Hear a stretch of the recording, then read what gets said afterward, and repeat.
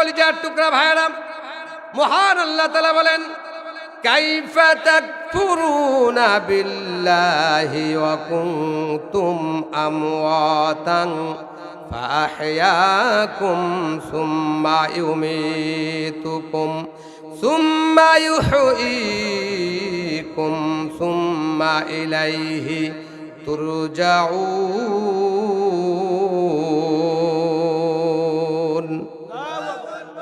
আল্লাহ বলেন, কাইফা তাকফুরুনা বিল্লাহ, কেমনে কিভাবে তোমরা আমি আল্লাহকে অস্বীকার করো। ওয়া কুনতুম আমওয়াতান, তোমরা মূলে ছিলে মৃত্যু। আমরা কি ছিলাম? মৃত্যু ছিলাম। কেউ জীবিত ছিলাম? সবাই মৃত্যু ছিলাম। ফাআহইয়াকুম, আমি আল্লাহ তোমাদের জীবিত করেছি, জীবন দিয়েছি। আমি আল্লাহ তোমাকে তোমার মায়ের পেটের ভেতরে এক ফোঁটা নাপাক পানি থেকে আমি আল্লাহ তোমার বডিকে সৃষ্টি করেছি। আওয়াজ দিয়ে বলেন সুবহানাল্লাহ। তোমরা মৃত্যু ছিলে, আমি আল্লাহ তোমাদের জীবিত করেছি। সুম্মা ইউমীতুকুম, মৃত্যু দিব। সুম্মা ইউহয়ীকুম, আমি আল্লাহ ওই মৃত্যু থেকে আবার পুনরায় তোমাদের জীবিত করব। সুম্মা ইলাইহি তুরজাউন, আমি আল্লাহ আবার আমার দিকে তোমাদের সবাইকে প্রত্যাবর্তন করাবো। আওয়াজ দিয়ে বলেন সুবহানাল্লাহ। বনি ইসরাঈলের এই ব্যক্তির চিন্তা ছিল, আমাকে যদি মেরে আমার দেহটা পুড়ে যদি ছাই করা হয়, আর ওই ছাই যদি সাগরের মধ্যে ফেলা হয়, পাহাড়ের ওপর গিয়ে বাতাসের সাথে যদি মিশে দেওয়া হয়, আর কিছু গোস্ত হাড্ডি যেগুলি আছে শৃগাল কুকুরে খাওয়ানো হয়, তাহলে আল্লাহ বুঝি আমাকে আর সৃষ্টি করতে পারবে না। আল্লাহ বুঝি আমাকে আর সৃষ্টি করতে পারবে না, কারণ আমি যত পাপ করেছি আমার জাহান্নাম ছাড়া কোনো গতি নাই। মহান রব্বুল আলামিন কিয়ামতের মহাদালতে বনি ইসরাঈলের এই লোকটাকে ডাক দিয়ে বলবেন, ও আমার গোলাম, দুনিয়ার বুকে কি কারণে তোমার দেহ পুড়ে ছারখার করে ছাই করে তিনটি জায়গায় রেখে দিয়েছো, কারণটা কি? গোলাম বলবে, রব্বুল আলামিন আমার দ্বারা সংসারে উঁচু করতে গিয়ে, বড় করতে গিয়ে, আমি সংসার করতে গিয়ে আমি চুরি করেছি, ডাকাতি করেছি, জেনা করেছি, ব্যভিচার করেছি, ঘুষ খেয়েছি, সুদ খেয়েছি, এমন কোনো পাপ নাই আমি করি নাই।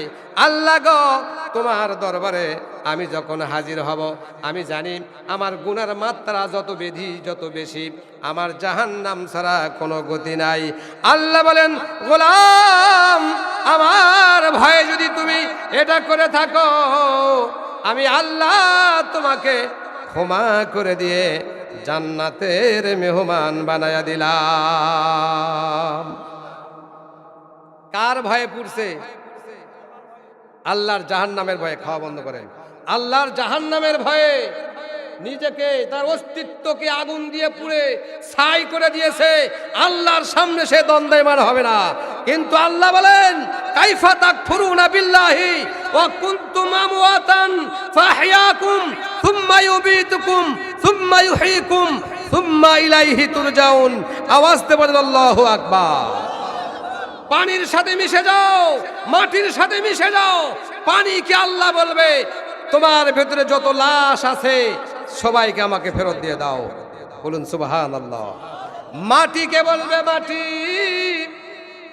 ইযা যুলজিলাতিল আরযু জিলজালাহা ওয়া আখরাজাতিল আরদু আথকালাহা ওয়া ক্বালাল ইনসানু মা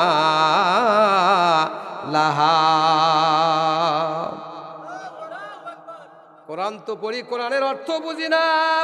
কোরআন পড়ি, কোরআন তো মানে বুঝি না, তাফসির বুঝি না, ব্যাখ্যা বুঝি না, শুধু পড়েই যাই। কোরআনের ভেতরে বললাম কি এটা কখনো জানার চেষ্টা করি নাই। আওয়াজ দিয়ে বলেন ঠিক না ঠিক? আল্লাহ পাক বলেন, পানির ভিতরে যত মানুষ লঞ্চে ডুবে মারা যায়, পানিতে পড়ে মারা যায়, পানিকে আল্লাহ ডাক দিয়ে বলবেন, ও পানি তোমার ভিতরে কত লাশ আছে, কত মানুষ আছে, কত মানুষ তোমার ভিতরে নিষ্পেষিত হয়েছে, তুমি খেয়ে ফেলেছ, পচে দিয়েছ, নষ্ট করে দিয়েছ। ওই দেহগুলি আজকে আমাকে ফেরত দাও।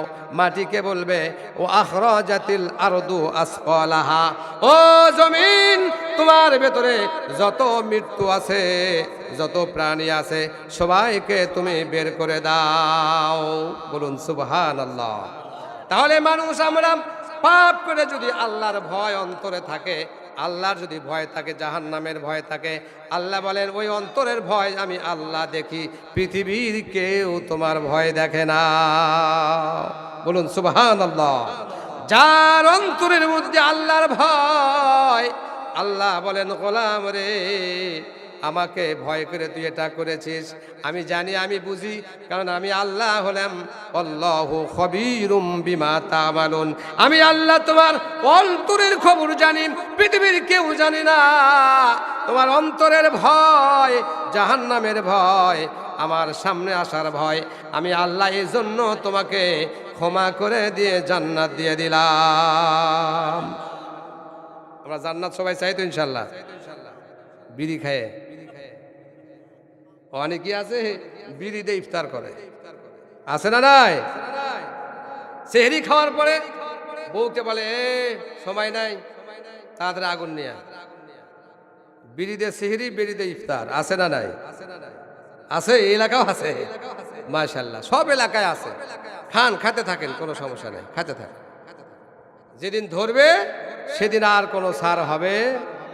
আপনি গোপনে খাবেন, কেউ দেখলো না, কিন্তু ওই গোপনকৃত বিষয় আল্লাহ পাক কিয়ামতের ময়দানে হাজির করবেন। কথা বলেন ঠিক না ঠিক? অনেক পীর সাহেব আছে, পীর সাহেবরা দিনে 36টা হাকিমপুরি শোভা জোরদা দিয়ে পান খায়। সাগরিদ বলে, আমার পীর সাহেব 36টা জোরদাতে পান খায়, সুবহানাল্লাহ। জোরদাতে পান খাইছে, কে সুবহানাল্লাহ? নাউজুবিল্লাহ কখন হবে? আছে না নাই? ভণ্ড পীরের গালে গালে জুতো, আবারও তালে তালে, সবাই পড়েন, ভণ্ড পীরের গালে গালে, এই আওয়াজ দিয়ে পড়েন, ভণ্ড পীরের গালে গালে জুতা মারতে হবে তালে তালে। কারণ এই ভণ্ডরা দেশের গরু ছাগল নিয়ে যে ব্যবসা খুলছে, আছে না নাই? ওদিকে যাই না, থাক, ওগুলোর দরকার নেই। আমি বলতেছিলাম, আল্লাহ পাক সকল বিষয়, যে বিষয়গুলো মানুষ গোপন করেছে, পাপ করেছেন গোপনে, কিন্তু যদি আপনার নসিবে তৌবা না থাকে, হাসরের ময়দানে আপনার ওই পাপ সামনে নিয়ে আল্লাহর দরবারে আপনি হাজির হবেন। সেদিন বোঝা যাবে আপনি কত বড় ইমাম সাহেব। কথা বলে ঠিক না ব্যাঠে? সেদিন বোঝা যাবে, সেদিন আপনারা বুঝতে পারবেন ইমাম কত নম্বরের ইমাম ছিল, কত নম্বরের মুসল্লি আপনি, কত নম্বরের আলেম আপনি।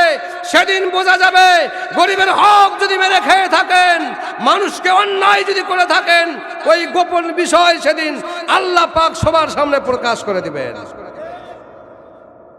সেদিন আপনার ওয়াজ শোনার দরকার নাই, আর মনে মনে ক্ষোভ করারও দরকার নাই। আল্লাহ নিজেই বলছে সূরা ইমরানের 161 আয়াতের মধ্যে। আমার ভাইরা, আমি আপনাদেরকে এমন একটি আয়াত তুলেছি, আল্লাহ পাক বলেন সমস্ত গোপন বিষয়গুলি সেদিন প্রকাশ হয়ে যাবে। ওই পরিপ্রেক্ষিতে মিশকাত শরীফে এবং ইবনে মাজাহ শরীফের মধ্যে যে হাদিসটা আছে, আন বুরাইদা রাদিয়াল্লাহু তাআলা আন قال قال رسول الله صلى الله عليه وسلم القذاة بثلاثة واحدة في الجنة واثنا في النار فأما الذي في الجنة। আওয়াজ দিয়ে বলেন সুবহানাল্লাহ। আল্লাহ বলেন, দুনিয়ার বুকে যারা বিচার করে, যারা কি করে? বিচার করে।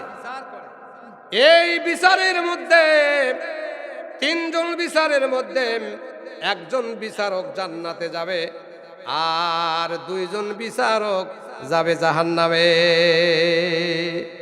হাদিস মিশকাত নাম্বার 3735।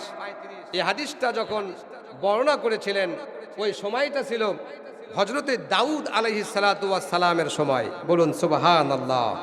এই হাদিস থেকে আমাদের শিক্ষা নেওয়ার জন্য বিশ্বনবী সাল্লাল্লাহু আলাইহি সাল্লাম হাদিসকে ইবনে মাজাহ এবং মিশকাত শরীফের মধ্যে জায়গা করে দিয়েছেন।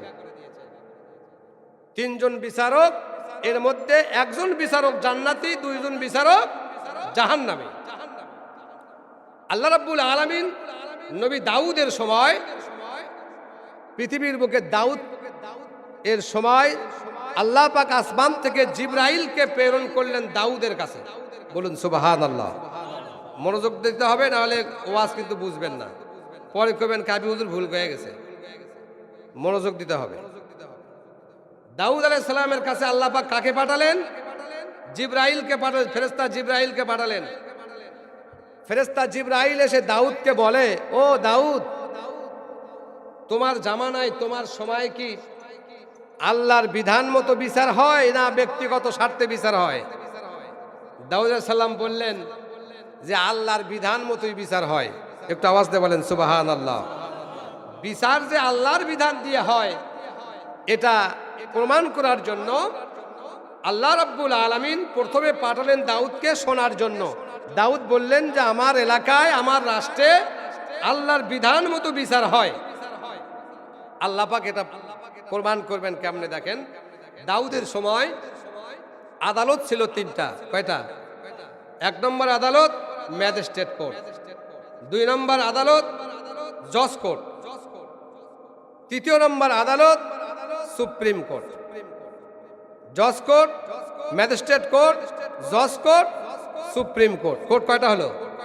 তিনটা। গভীর মনোযোগ দেন, আমার দিকে খেয়াল দেন, এখান থেকে শিক্ষা নিতে হবে। দাউদ আলাইহিস সালামের সময় আমরা অনেকেই গরু গোসল করতে গিয়ে নদীতে বা বিলে বা পুকুরে নিয়ে যাই কি যাই না? দাউদ আলাইহিস সালামের সময় এক ব্যক্তি তার গরুর বাছুর হয়েছে, মানে বিয়েছে।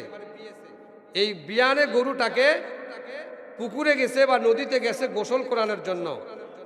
নদীর তীরে বাছুরটাকে বেঁধে রেখেছেন, আর বাছুরের মাকে গরুটাকে নিয়ে যে গোসল করাই দিচ্ছেন আচ্ছা তারে। এবার মহান রব্বুল আলামিন জিবরাইলকে বলে, জিবরাইল, তুমি একটা ঘোড়া নিয়ে ওই বাছুরের কাছে যাও, যেই ঘোড়ার স্তনে দুধ আছে, এমন একটি ঘোড়া নিয়ে তুমি ঘোড়ার ওপর সওয়ার হয়ে বাছুরের কাছে চলে যাও। সুবহানাল্লাহ। জিবরাইল আলাইহিস সালাম একটা দুধ প্রাণী ঘোড়া নিয়ে ওই বাছুরের বাচ্চার কাছে গেলেন। পুকুরের ধারে বাছুর বাঁধা আছে, তার কাছে গেলেন।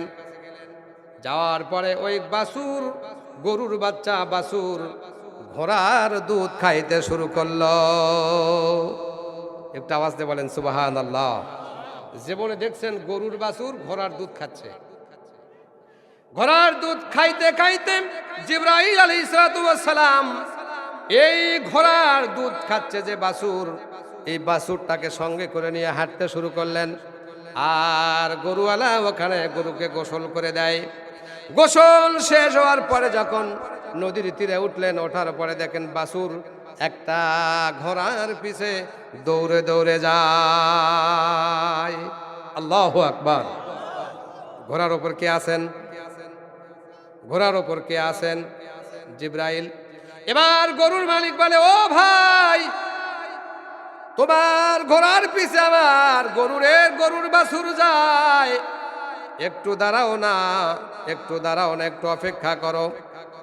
আমার গরুকে গোসল করাইতে গিয়ে বাছুর আপনার ঘোড়ার পিছে দৌড় ধরছে, আপনি একটু থেমে যান, থেমে যান, আমার বাছুরটা আমাকে দিয়ে দেন, আমার বাছুরটা আমাকে দিয়ে দেন, আপনি ঘোড়াওয়ালা ঘোড়ালে চলে যান।